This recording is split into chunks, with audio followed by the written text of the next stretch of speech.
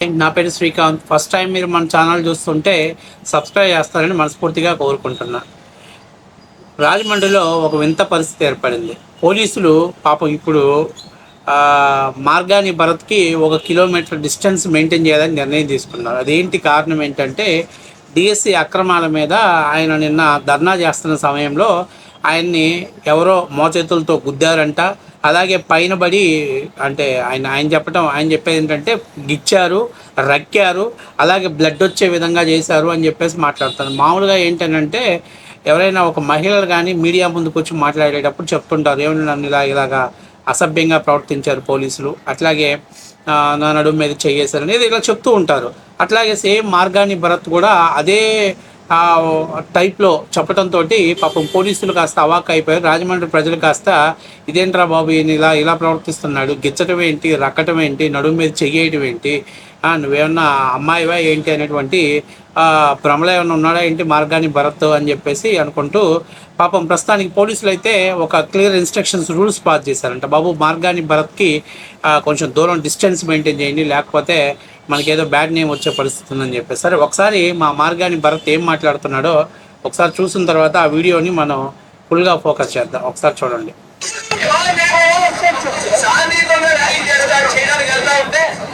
మమ్మల్ని ఇంతమంది పోలీసులు వచ్చి ఏదో టెర్రరిస్ట్ లాగా అడ్డుకుంటే మోచేలతో తొక్కల్లో గుద్దే కార్యక్రమం చేస్తా ఉన్నారు. ఇంత అన్యాయం ఎక్కడైనా ఉందా? ఇంత దారుణం ఎక్కడైనా ఉందండి? పోలీస్ డిపార్ట్మెంట్ ఏందబ్బా ఇలా రక్కేసి ఇంకోటి చూడండి, ఇప్పుడుకిప్పుడు పోలీసులు ఎలా రక్కారు చూడండి. ఎంత దారుణంగా స్కిన్ ఊడిపోయేటట్టు వాంటెడ్లీ ఎలా రక్కుతారండి? ఎంత దారుణమా! ఇప్పుడుకప్పుడు మేము ఏం చేస్తున్నాం, ఎక్కడ తప్పు చేస్తున్నాం అండి?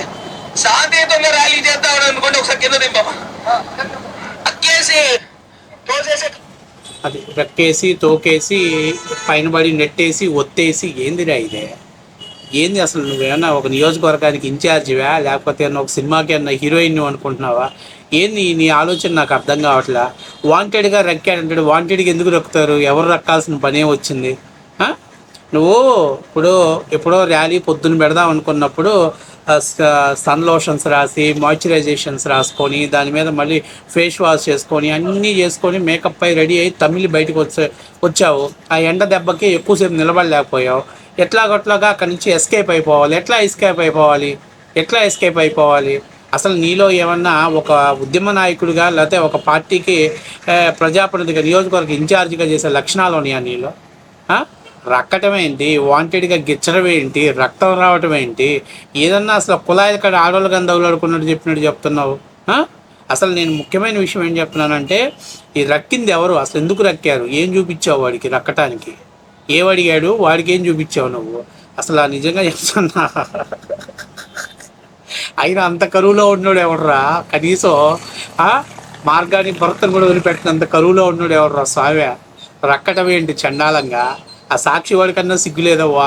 కనీసం తనంటే ఏదో ఒకవేళ ఎక్స్పోజ్ చేసుకున్నాను అనుకో, సాక్షి వాడిని దాన్ని కట్ చేసి కొంచెం ఏంది సార్ ఇది ఏమన్నా కొంచెమన్నా వినేటట్టుందా?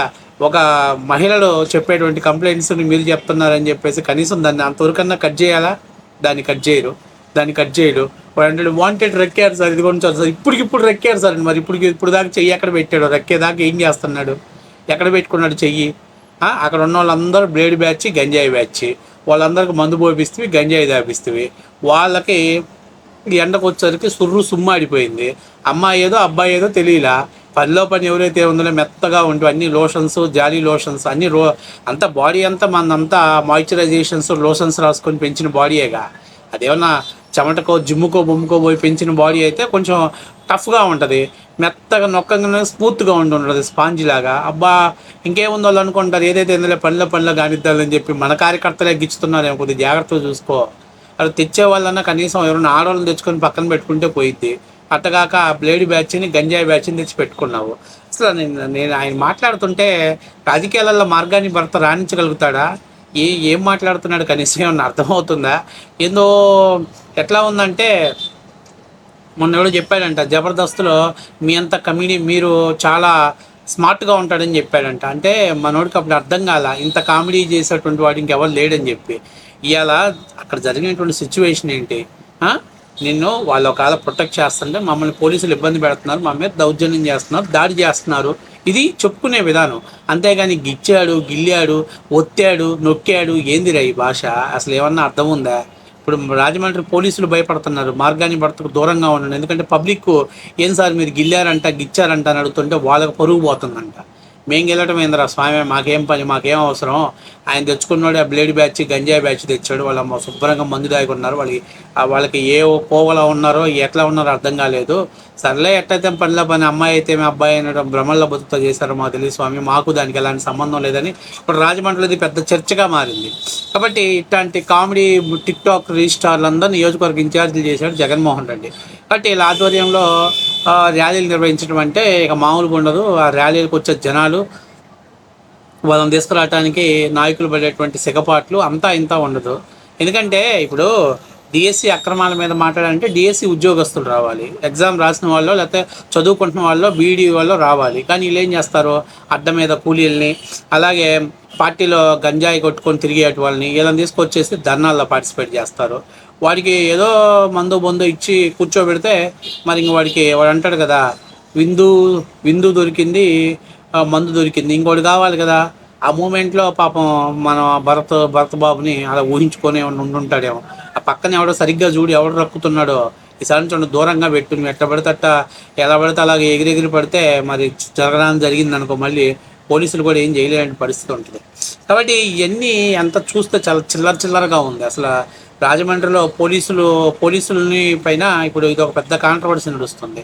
మార్గాన్ని భర్తని గెలవడం ఏంటి సార్ అని చెప్పేసి అడుగుతున్నారు. వాళ్ళేం మాకేం సంబంధం లేదురా స్వామి, మేమెందుకు గెలుతాము, ఆయన గెలవటానికి ఆయన ఏమన్నా సినిమా హీరోయిన్నా, లేకపోతే ఏమన్నా ఆడిషన్కి వస్తే మేము చూసామా, ఏందో ఆయన పిచ్చి, ఆయన భ్రమ, ఆయన ఇంకా అప్పుడెప్పుడో టిక్టాక్లో రీల్స్ చేసుకున్నటువంటి ఆ భ్రమలు అలాగే బతుకుతున్నాడు. ఏం లేదబ్బా, ఎండ తగలలేడు, తట్టుకోలేడు. ఎండకు రావాలంటే మనోడు ఇంట్లో 1 కేజీ లోషన్స్ అన్నీ రాసుకొని రెడీ అయ్యి బయటకు వచ్చేస్తాడు. తాతల ఆస్తులు ఉన్నాయి, ఏం చేయాలో అర్థం కావట్లేదు, రాజకీయాల్లోకి వచ్చాడు.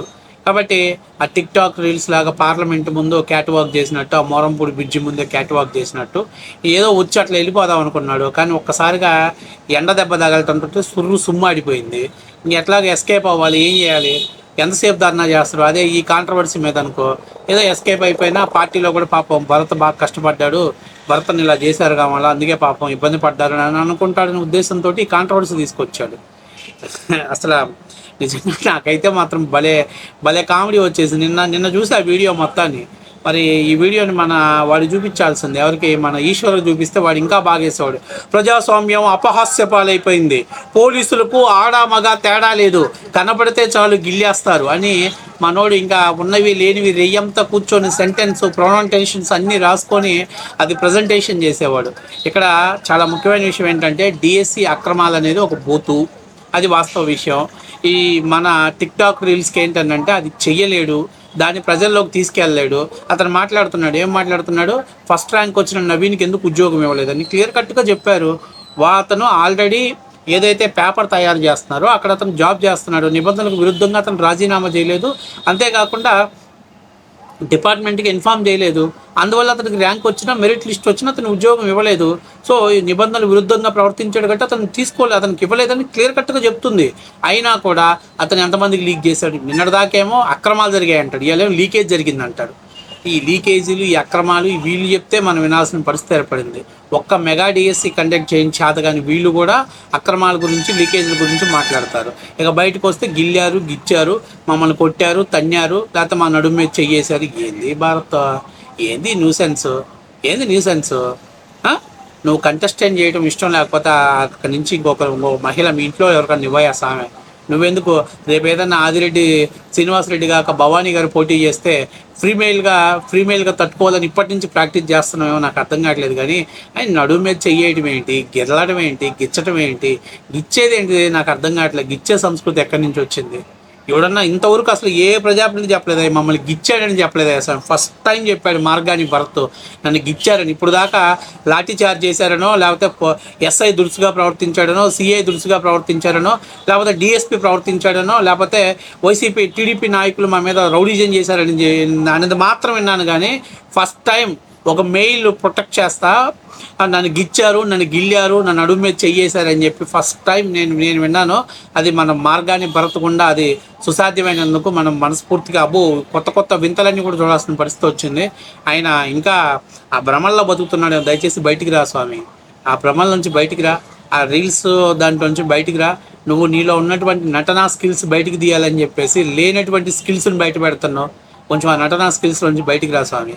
ఇంకా నయ్యో బాబు, ఆ రాజమండ్రి పోలీసులకు కూడా మేము చెప్తున్నాం బాబు, కొంచెం దూరంగా ఉండండి ఆ సౌండ్లారా. ఎందుకు వచ్చిన గోళ? అసలే సుకుమారంగా పెరిగాడు బిడ్డ, గంజాయికి మందుకి దానికి దూరంగా పెరిగినటువంటి బిడ్డ. సన్ లోషన్స్, జాలీ లోషన్స్, లేకపోతే మాయిశ్చరైజేషన్స్ వేసుకొని ఏదో ఎండ తగలకుండా మనకెందుకు లేరా బాబు శ్రమ లేకుండా అట్లా టచ్అప్ ప్యాకప్ అంటూ ఏదో సమావేశాలు పెట్టి ఒక్క 10 నిమిషాలు పట్టుమని సమావేశం పెట్టాడంటే కచ్చిప్ నిండా నీళ్లు దూసి అక్కడ పిండాల్సింది. అలాంటి పరిస్థితిలో ఉన్నటువంటి ఒక చైల్డ్హుడ్ ఆర్టిస్ట్, అలాంటి ఆర్టిస్ట్ మీద మీ ప్రతాపం చూపిస్తే ఎలాగయ్యా? అలా బుడ్డ ఆర్టిస్ట్ని కొంచెం దయచేసి తొక్కకుండా ఏదో అప్పుడప్పుడు రాజకీయాలలో ఎంటర్టైన్మెంట్ చేయడానికి ఒక కామెడీ స్టార్ ఉండడానికి పనికొస్తాడు. కాబట్టి దయచేసి మీరు తొక్కే కాకుండా మీ కాళ్ళ కింద పెట్టి నలిపే కాకుండా మా భరత్ని మీరు నలిపితే తట్టుకోలేడయ్యా. మల్లెపువ్వు కంటే సుకుమారం మా వాడు.